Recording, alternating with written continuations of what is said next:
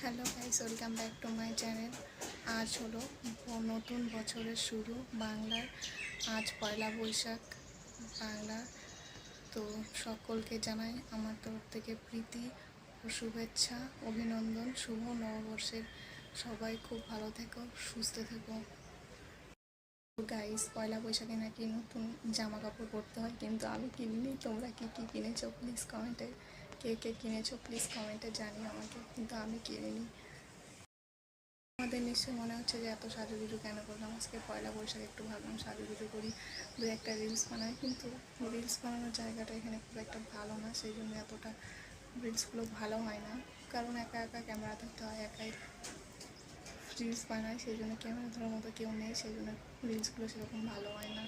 লগও তো সেরকম ভালো বানাতে পারি না, কেমন ক্যামেরা ধরার কেউ নেই না, একা এতটা ভালো হয়। আর বলো, সাজুগুজু করে মনে হচ্ছে যেন আরও বেশি গরম লাগছে।